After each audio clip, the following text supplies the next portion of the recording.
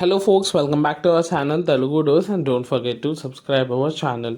ఈరోజు ఈ వీడియోలో మనం డిఎస్సి మెగా డిఎస్సి అండ్ మరో టెట్ గురించి ఒక శుభవార్త అయితే అందింది. అదేంటో తెలుసుకుందాం. So was a video till then ఖచ్చితంగా మన వీడియోస్ని లైక్ చేయండి and do share this videos in your group.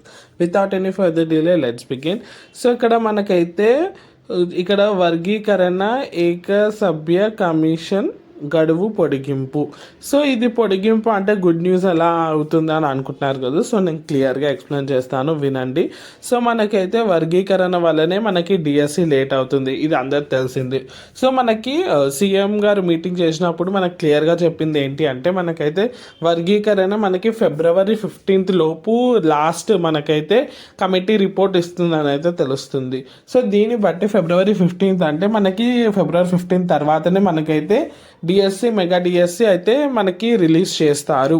So ఇది ఒక గుడ్ న్యూస్. సో ఫిబ్రవరిలో అంత ప్రాసెస్ అయినా సరే ఒకవేళ వాళ్ళు పొడిగింపు ఇచ్చినా సరే ఓన్లీ 15 to 20 days ఇస్తారు. సో అంత క్లియర్గా చూసినా ఫిబ్రవరి మంత్ మొత్తం వదిలేసినా మనకైతే మార్చ్లో ఖచ్చితంగా నోటిఫికేషన్ అయితే వస్తుంది. సో ఎవరైతే ఆస్పిరెంట్స్ ఉన్నారో వాళ్ళకైతే గుడ్ న్యూస్ అనే చెప్పొచ్చు. మెగా డిఎస్సి మార్చ్లో వచ్చే అవకాశాలు 100% ఉన్నాయి. సో ఎవరైతే ప్రిపరేషన్స్లో ఉన్నారో ఖచ్చితంగా మంచిగా ప్రిపేర్ కాండి. సో మనకైతే మెగా డిఎస్సి మార్చ్లో ఖచ్చితంగా ఉంటుంది. డేట్స్ అయితే నోటిఫికేషన్ అయితే రిలీజ్ అవుతుంది. సో ఈ వర్గీకరణ అయితే ఫిబ్రవరిలో కంప్లీట్ అవుతుంది. దీన్ని బట్టి మీకు తెలిసిందని అనుకుంటున్నాను. మరో టెట్ విషయానికి వస్తే మరో టెట్ విషయం ఆల్రెడీ నేను వీడియోలో డిస్కస్ చేశాను కదా.